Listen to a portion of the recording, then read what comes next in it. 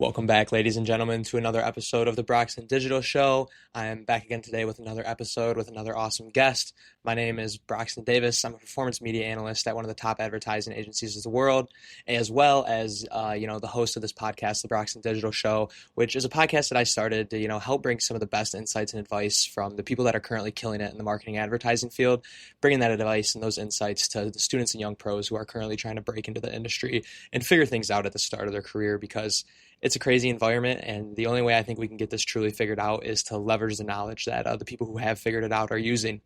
With that, though, I have another awesome guest today. Another guest who I met through a guest that I had on, and then next thing you know, it leads to another person wanting to come on the show. It's just been awesome, kind of that compound effect as I've met more people and brought on more guests. It's really clear that this older generation of marketers and advertisers do want to pour into the youth and the next generation. So, just take what they're saying on here serious and definitely, use the advice they're giving you. But anyways, that's enough about the show. Time to get into, this really awesome guest that I'm so excited about. He is the past vice president of marketing at Rocket Pro for Rocket, and also was the vice president of marketing at a couple other places, which I'm sure we'll get into, but a ton of different experience across some different verticals. Just super excited to kind of jump in and talk about how he was able to kind of make a career for himself. Also a Michigan State alum, so there's always the go green aspect there. Always great to see my fellow Spartans out there killing it in the advertising field. But ladies and gentlemen, let me introduce to you John Vehlewald. Awesome. Thanks for having me. I didn't know we were going to wear like twin shirts today, but that's okay. I know that's hilarious, and we hopped on. I was like, you know what? Unplanned. I'm just gonna go with I'll it. just go with it. Yeah. No, that's awesome though. But yeah, thank you for joining me today, John. I know Yeah, of you're a course. busy guy, got a lot going on right now, so thanks for making the time. Yeah, you bet. Sweet. So yeah, I mean, I'm super excited to kind of talk about all the different things that you've seen across your career. I know definitely like a lot of different situations as far as being at a company as large as Rocket, and then being at some smaller companies as well. And also, we'll definitely get into you coming from Michigan State. But I did kind of want to talk about, though, to just, start things off is, back when you were 22, 23, just graduating from MSU, what did it kind of look like when you were trying to break in? And, maybe based off your Yeah, experience, what would your advice be to, the current students, young pros that are navigating things? for sure. Yeah, it was different for sure. I think we were probably just in I actually recall having printed resumes and, you were mailing some in, you were doing some stuff online.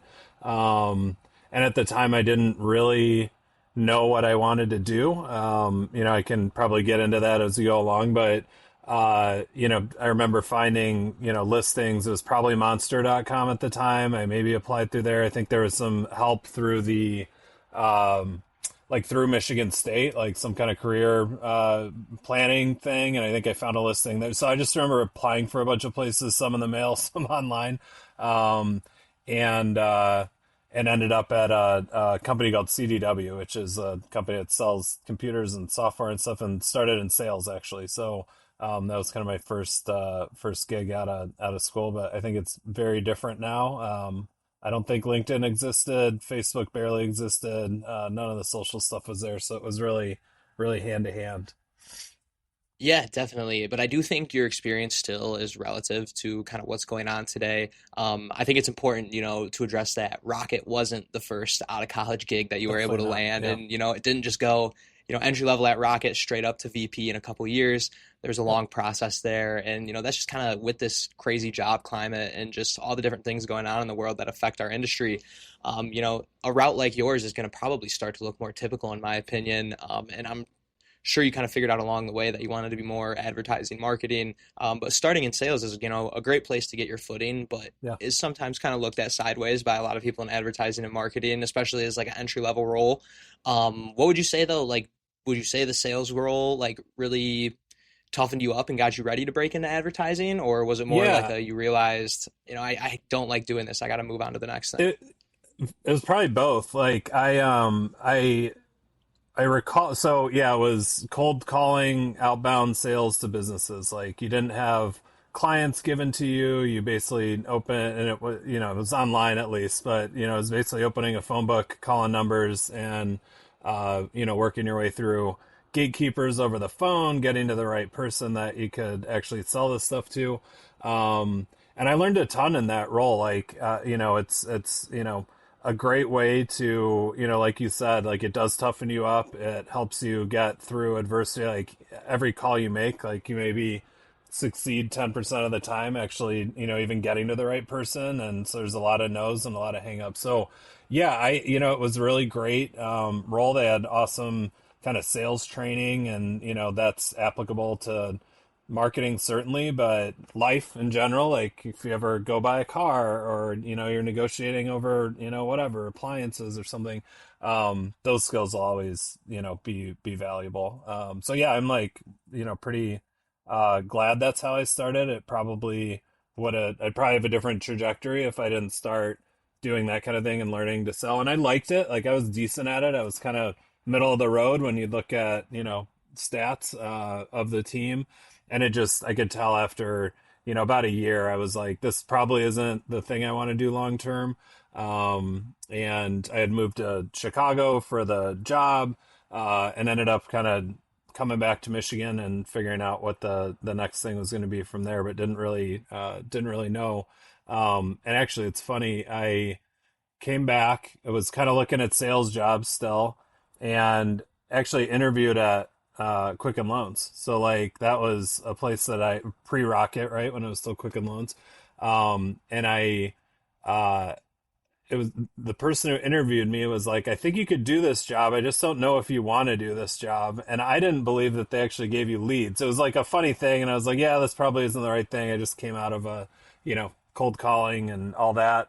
And they were like, oh, we give you leads and you just call them and close mortgages. I didn't know anything about it. And I just kind of went on with my life and sort of forgot about Quicken Loans until, maybe 10 years later, I found my way back there. But yeah, it's funny how things work out sometimes.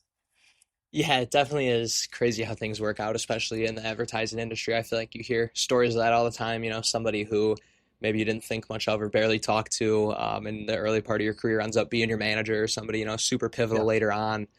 So just, never burning a bridge is so important. But I do think, your story speaks to those students who maybe are in that current first job that they don't love. Yeah. Like it can still work out. And, you're kind of living proof of that with, everything you've gone 100%. and done since Yeah. then. Yeah. And, I am and it curious though, was, how did, oh no, go ahead, oh, go ahead. sorry. I was just like, that sort of, for what it's worth, like, as I was interviewing in that period, the Quicken Loans thing was just sort of funny anecdote that happened. But that's how I ended up in advertising after that. I ended up joining this little internet marketing company. I think I was like the 12th employee or something like that, that did affiliate marketing. So affiliate marketing was fairly new at the time. Now everybody knows about like Rakuten and all these like huge networks that, are like coupon sites and things like that.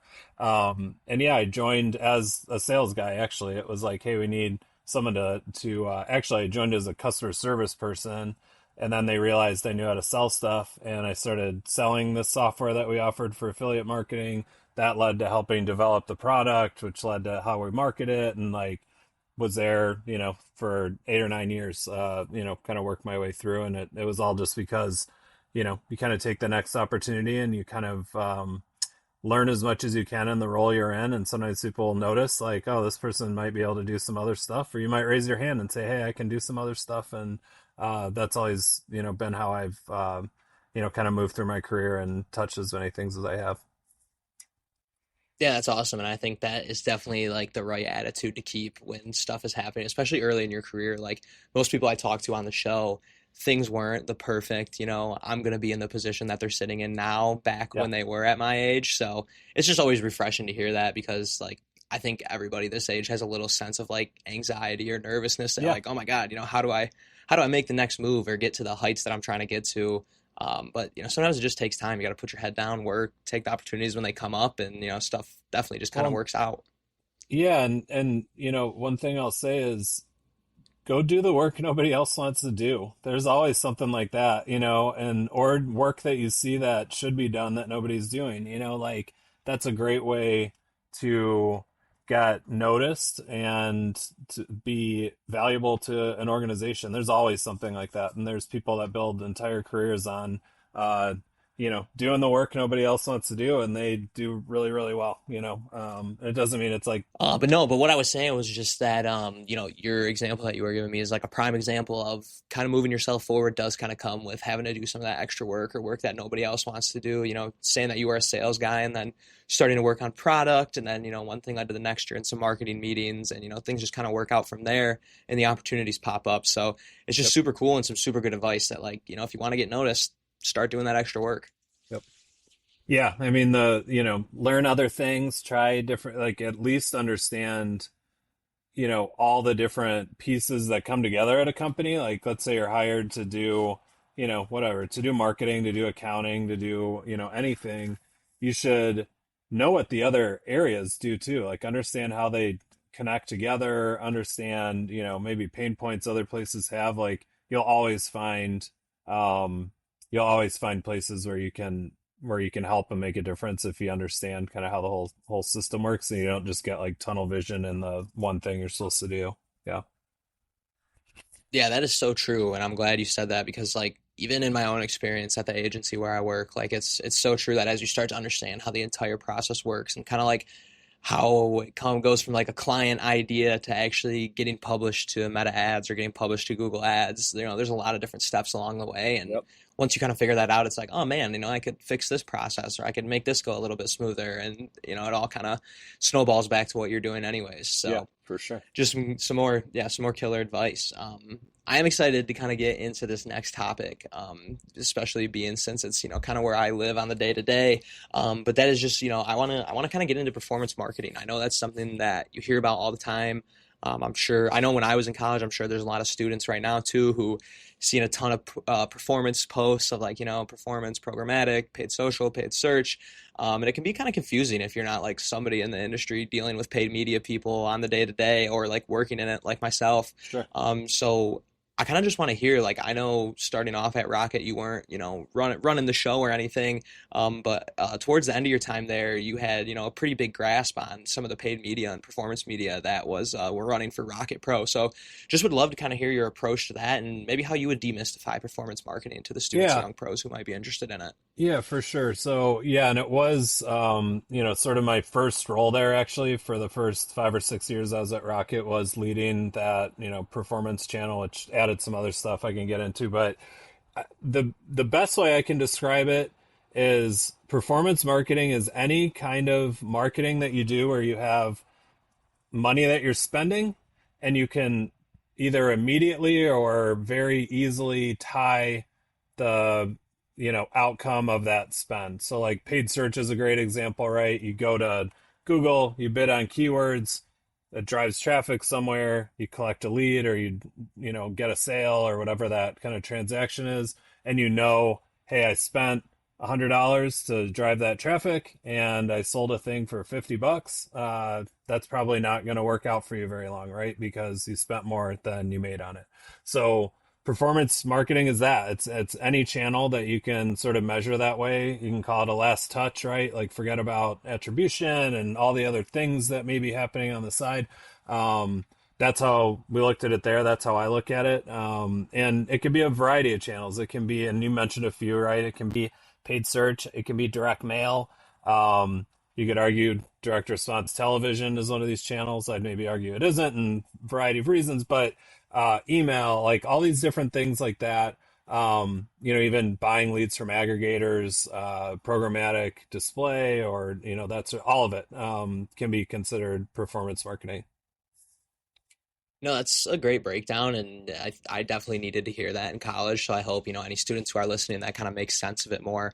I kind of want to get into as well. You said like that's kind of where you started and Yeah. just built your career through performance marketing. I can't even imagine all the things you've seen change with like now we're getting to the point where people are having their Claude personal assistant, run their Google Ads account or run their Meta Yep. Ads account, and it's just the game is changing. What would you recommend maybe right now then if say somebody did just hear that and is like, oh man, I think performance marketing could be me. What would you say is the best way to maybe start skilling up in Yeah. that with somebody that has no experience? Yeah, I mean, I think, from just the fundamentals of it all is really just understand, like lots of stuff's going to change. And quite frankly, I've been out of the kind of performance marketing world for a few years. Like that was like a big chunk of my career early on.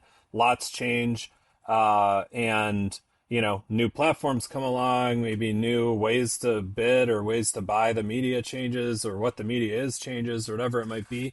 But at the heart of it all, regardless of any of that, it's you're spending money and you're generating something on the back end, whether it's sales or leads that turn into sales, whatever it might be. So I think understanding the kind of fundamentals of that is critical, because then you can do any channel you might want to try. So if the paid search is one of those areas that has a ton of nuance, and yeah, people are setting up, Claude to do it, and they're or they're using platforms years ago that kind of automate bidding and all this sort of stuff, versus someone who's maybe just setting bids manually every day. um you know that the fundamental piece of it hasn't changed. You're spending money, and you need to make sure that you're making more than you're spending, and you have some threshold that makes sense for your business. um and any other channel will be the same way. Like if you've never done, I used the direct mail example before. If you've never sent a piece of direct mail out, the math is the same. That was, great performance media breakdown. I guess as far as the people who are interested though, would you say like maybe start skilling up in a few certifications, maybe hopping in and running your own campaign or volunteering to do one for like a nonprofit? What would be your playbook?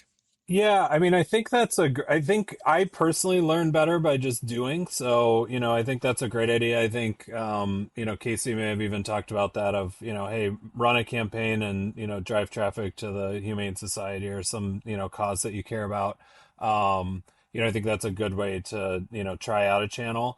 I think it's also, depending, if you're at an organization that has this, these sort of programs, like go talk to some people. I think people usually are willing to share, and they want to, show what they know how to do and teach.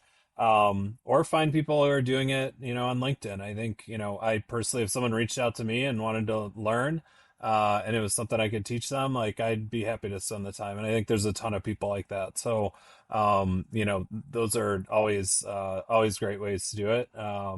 I don't know personally, I don't know about all the different certifications and things that are out there, and which ones are good and which ones aren't.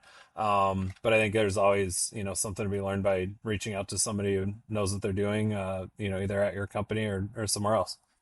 Well, yeah. I would say the certifications are great, but like the two options that you kind of gave, I think are maybe the better option, especially if you're still a student, because you can kind of use the I'm a student card, please help me. Yeah. And nobody's Yep. going to say no to that.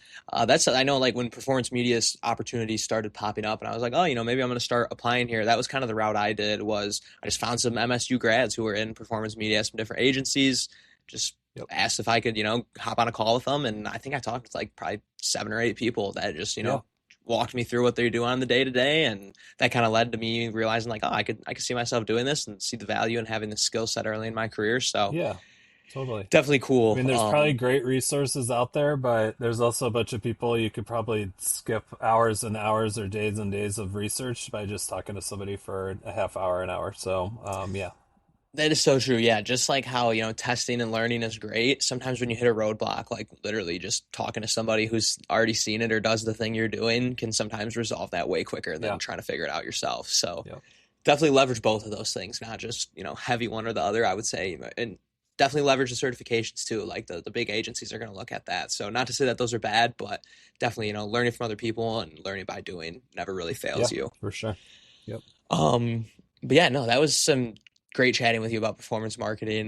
Definitely, a little bit selfish on my part. I do work in it day to day, so I did want to hear your scoop on that, being, all the crazy experience you got to have earlier in your career there. I did kind of want to talk about too, something you've experienced, especially more recently, and I think it's something that a lot of people will experience probably in their early career. And I know, like following the advertising industry on LinkedIn, there's kind of this big debate of, do I go indie creative agency and have kind of that role where I'm wearing all the different hats, and you're going to see that at a smaller business anyways, not even just an indie agency or a Yeah. smaller agency, or go big holdco agency where I'm kind of siloed and getting really good at one thing and maybe getting the chance to kind of work with other teams. But you've been at both kind of the larger company and the smaller company. Not to say that the companies you were at were doing things that way, but would love to kind of hear your experience and Yeah. advice to people as they navigate that kind of situation with the larger, huge companies compared to the smaller ones. Yeah, I think, they have pros and cons of both. I think if specifically the question around, hey, I just graduated. Where should I go? Like, should I go to I have two offers sitting here. I have a big company and a small company. Like, where should I go? I, I like, I'd go to the big company. I think like you're gonna find whether it's an agency or, a really large advertiser that has a big in-house marketing team. Um, I think that's a way better way to learn stuff for a couple reasons. One, I think the resources are probably like a lot larger at a big organization, and you're probably doing a bunch of different things. I even noticed that, like, I was at a smaller company before I moved to Quicken Loans way back, and I still remember it. It was so weird. It never crossed my mind that this is a thing, but the vendors would come in to meet us. Like there's people from LinkedIn that would come in and, it's their salespeople and they're sharing all the different, products that they have and different ways you can advertise with them. We had reps at Facebook and, any Google and any other, kind of platform you could think of. And I don't think that happens as much at a smaller place. Like it can, I'm not saying it doesn't, but you have all these resources available and a lot of information that it's tougher to come by when you're, at a smaller place. So, I think, going to a large company or going to a large agency is a great way to start. And, frankly, there's probably a lot of different areas of that organization. You might be able to move around, you learn some different stuff and you're kind of all in one place, versus, maybe somewhere smaller where you're going to have to do a lot of self-learning, and you might not get exposed to some of the stuff you would at a large organization. Yeah, definitely. And I would honestly say I agree with that quite a bit. Just, my experience at the large agency has kind of been just that, a ton of resources, some like really crazy storied people that are, at the top of it that you can just learn from and, teams message and get Yep. a one-on-one with, which is super cool. And I think like maybe early in your career when you're at the smaller company, it's a lot easier for you to be taken advantage of and get, thrown just all the work that people don't want to do. Where, maybe if you're going there a little later in your career, it's like, I'm here to do this. This is why I got Yeah. hired. And you're And not going to have and that crazy experience where you're, wearing a million hats at once. sure. And if you're just starting out in your career and you go somewhere that, maybe doesn't do all the different marketing channels or doesn't have brand stuff and performance stuff or doesn't have all these different areas, like there's just going to be blind spots that develop like automatically because how else would you learn, right? Like I think there's ways, certainly to compensate for that, like whether it's networking or, following, different people on LinkedIn and whatever else it might be. But I think that you'll miss some stuff at a smaller place. That doesn't mean it can't work out and, all of that, but I don't think you'll be exposed to as many things as you would at somewhere larger. Yeah, no, I totally agree. And it's, not to sit here and say one is bad, one is good, but definitely like depending on what point you are in your career, it's definitely smart to think about stuff like Yeah. this. And, where can I learn the most? Where can I maximize my skills early on to go and do some really crazy work, in my 30s or something like that, is something you should be thinking about early on. So I think that's some great advice. Um, I did want to get into this topic too, and it kind of circles back to what we started talking about on the pod. And I know you said like when you broke in, obviously the industry was so different, and like applying to jobs and job hunting was just totally different. But right now you're kind of seeing that again. I know you're looking for your next big role, Yeah. and getting to see kind of how this job market is, and just what the obvious differences are probably since the last time you've been out applying to jobs. And one thing I've seen you do a lot is just since we've been connected and met each other over LinkedIn, is just been very active on LinkedIn. Like you're clearly, building automations on Claude in public, talking about different marketing and advertising things and sharing your opinion. And, that's kind of the same playbook I've taken to trying to get myself out there and get myself noticed and, get on people's radars as far as, what my next move might be or what the next opportunity could be. So I understand why you're doing it. I do want to hear though, like since you started, maybe if there is other people who are applying to jobs right now, obviously not at the same level to you who would be listening to this, but what is kind of the value in getting active and getting yourself out there? And Yeah. you're posting about building AI automations that have nothing to do with advertising and marketing, but Yep. it's still definitely making you look valuable. So I would just love to kind of hear your philosophy there and maybe what you'd recommend. Yeah, for sure. I mean, I'll start with saying uh, I'm terrible at networking. Like it's a thing I wish I was better at. I probably should have spent more time on. If you asked me like that question, like what would you do different? Like it would be really focused on networking and building relationships with people. I feel Yeah. like you hear that quite a bit.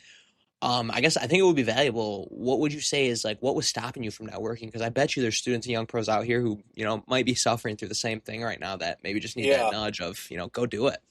for sure. Yeah, I think part of it was I was at the same company for a really long time on two different occasions, like almost 10 years at two different companies, and you just sort of get into the work and there's lots to do and you meet all the people at that company and you're all of that, and you sometimes forget there's other folks on the outside, right? And I think early in my career, like LinkedIn didn't exist and there wasn't all these outlets to do it. And it's just one of those things where it just was never a top priority for me. I was, hey, I'm going to retire from Rocket one day. I'm going to be here my whole career. Like I know all the people here, built huge, strong relationships with a ton of folks there. And the reality is that can end at any moment, and it did for me. Unfortunately, it was the rates started changing in the mortgage space, and there was a lot of just layoffs, and it wasn't a matter of performance issues or not good enough. It was just, there was just widespread, and we're seeing it all over, right? All these tech companies, like tons of places. And so I think it's more important than ever to, kind of, I wouldn't even call it a hedge. It's just like be active in other places and meet people and see where it leads. And, when I think about, getting involved with LinkedIn, like you said, if you go through my LinkedIn, there's almost no posts for a very long time. And then I started posting a couple weeks ago. So I'm like, look, I need to do a better job of this. And as someone who's, actively seeking the next role, I look at LinkedIn as this place where LinkedIn's to learn, it's to meet new people, and it's to showcase yourself and what you're good at and what you care about and who you are, right? I think, and that's the types of posts that I try to do. It's like, is there something that I maybe learned along the way that I can share that may be valuable to other people? I'll post that sort of stuff. Is there, things that I'm just into at the moment, like my electric scooter I got for Father's Day. Like it's a fun thing for me, and it's like it helps you get to know me, right? And so I'll post like that. You can't only post stuff like that, but I think that helps people get to know you before you hop on an interview call with them, and they maybe know a little bit about you. Commenting on other people's things, and not just, hey, I'm going to set up a bot to respond to a million comments to get a bunch of reach. Like that doesn't help. But if you see something that's interesting to you, like comment on it and maybe start a dialogue with that person, and you might make a new connection or whatever it might be. So that's how I look at it. Is it definitely can't hurt, and it's a great way to showcase yourself and meet others. And that's the thing I'd caution folks that are starting to get involved in LinkedIn. Like have a plan of what you're trying to get across, and part of that plan shouldn't be anything that could be looked at by your next employer as victim type stuff, complaining, like talking about how hard everything is. Like everybody's there, we get it, and I don't think it's like super constructive things to put into any social media, quite frankly. So I think use it as what it is, and really like hold yourself accountable to what you're using it for, and have a plan. And it'll help. I've made a bunch of new connections. I've reconnected with people that I haven't talked to in 10 or 15 or 20 years sometimes, and it's crazy. It's great to reconnect. I talked to a friend the other day that I used to work with pre Quicken Loans, and I don't think we've been in touch since then. And we got on the phone for like an hour. We saw what each other was up to. His kids are in college now. I remember when they were 5 years old. Like it's wild, and it's all just from putting yourself out there a little bit, and seeing what happens. But the posts will go away after a while. Like you don't have to worry about getting it perfect. Like I think that's like most things. Like trying is like half the battle, and you'll figure some stuff out along the way as you do it, just like I am. With my kind of multiple week foray back into LinkedIn.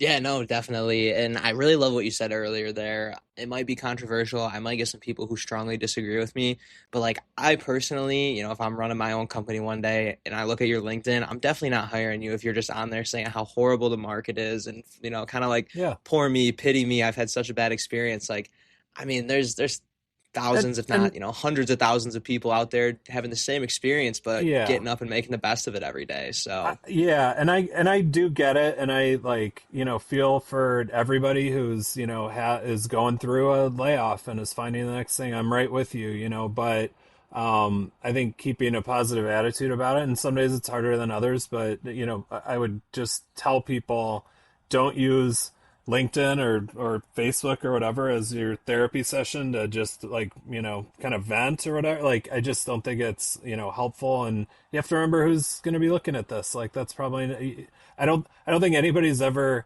been hired for a job because the person just felt bad for them and then hired them. I just don't think that's like realistic. And it's like, everybody, these are all businesses, they're all companies, they're all trying to make money, and we're all trying to, succeed in our careers.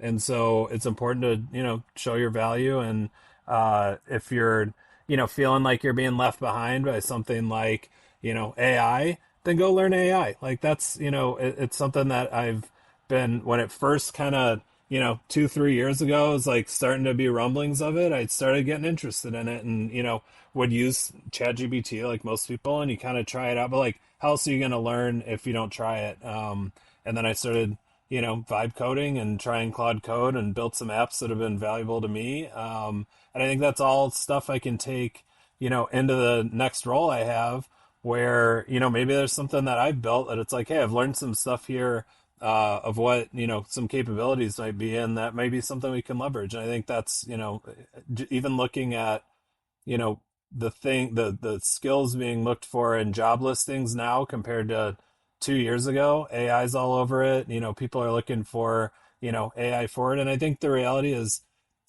some of it's, um wouldn't call it wishful thinking, but people are looking for, like, I need an expert in AI and whatever, and I don't think there's that many out there, like, realistically. But someone who's trying and has done some stuff and has actually executed some things with it is like head and shoulders above someone who's like, oh, I will occasionally write a email with ChatGPT, right? Like, I think there's like more that people can do, to learn it and start applying it in real life. yeah, no, that's a good point and a great example of what you were talking about on LinkedIn. And like, I do think that AI consultant or AI engineer is going to kind of start to be, what you saw with like internet marketer. Um, Yeah. it doesn't exist There's going to anymore, be but at the really time it was like, specific roles in it. There's going to be, and they haven't been created yet. Like, and some places are going to start figuring out, and these things will start existing. And, the world's going to change, and it changed when the internet came along, and it's going to change now. And, I think, you can fight it or you can learn it. And I'd prefer to learn it, right? And it's here to stay, I think. yeah, and I thought you made a really good point earlier too. Sorry to go back to LinkedIn, but just like when you said, why would somebody not use the platform to like achieve their goals? It's like you're almost, like fighting yourself when you're saying I applied to 150 jobs, but then you're hopping on LinkedIn and using it to complain about it rather than Yeah. use it to help you achieve the goal that you're putting all this effort and Yeah. work towards. It's just, Yeah. and I get it, like maybe just not being educated about how those platforms work and stuff could be the issue, but I don't feel too bad talking about it because as somebody who it's funny that you brought this up because I was just looking at my previous job search numbers when I graduated college and I applied to 264 open positions before I got my first offer. And Yeah. like that is insane. And I definitely was complaining to my girlfriend. I definitely was complaining to my parents, Yeah. but all you saw from me online was positivity, Yeah. willingness to network, willingness to help out, and just somebody who's passionate about figuring it out. So like A hundred percent. if you're going to go into And marketing and working on brand, like your personal brand's kind of the first one yeah, and that you and work on. everybody has that issue. There's very few people that it's like, I applied to 5 things and got one of them, right? Like, that's part of it now, is like getting a lot of applications out the door, and going through the automated systems or whatever else. But um everybody's dealing with it. It is frustrating.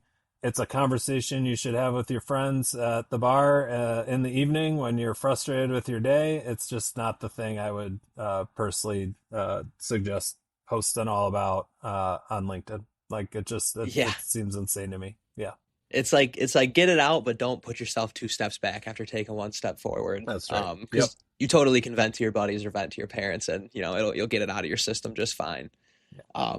But I think that's some kind of great advice to round out, at least, on the longer form part of the show. I love to get into this last little segment though that I always do every episode, and that's the rapid fire value segment where I'll just ask you some quick questions off the top of your head, answer. Goal is just to provide as much actionable advice and insights as we can here.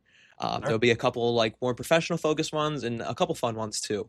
We'll start professional though. What would you say right now if you were a student or young pro, trying to break in or just kicking off your career in 2026? What is the number one hard skill you'd be honing in on? Yeah, if you're trying to go into marketing, honestly, anywhere, I like, well, I don't even know if I'd call it a hard skill. I'd say just like straight up curiosity and like, willingness to figure stuff out. I think, especially in a time that's, so many things are changing so quickly. Um, I think being flexible and being curious and being willing to, go learn something new or, figure out, how to accomplish a thing is, extremely important. Like if I was hiring, people today, graduating school, I'd be like, and this is how I hired when I was at Rocket. I'd look for someone who is curious, who asks good questions, and, who you could just tell was like they're gonna figure this stuff out. Like I'm not, that sort of person, especially hiring an intern or an entry level person. I'm not that interested in like the resume. Like it matters a little. It's like you want to know a little bit about somebody, but it's all about attitude and willingness to figure stuff out. That's like the number one stuff I'd look for. Totally. And I think, like some people might say curiosity is a soft skill, but developing that willingness to be curious and willingness to ask those questions and dig deeper, that's definitely a hard skill that like Yeah. you kind of have to force yourself to do because it results in more work. Like at the end of the day, you're going to be putting in the Yeah. extra Well, work, and but 100%. And sometimes people are just like afraid to ask questions or they're afraid to look stupid or whatever it might be. And like I ask a million stupid questions because I want to understand stuff, right? And then it turns out other people might have the same question and it'll go on from there. But being quiet and just going with what you're told or whatever it might be, like you're not going to grow and you're not going to learn if you're not curious and trying to figure new stuff out. definitely. I couldn't agree more. We'll switch up, do kind of a fun one here, and especially, with us both being Spartan grads, just totally from two different eras of MSU.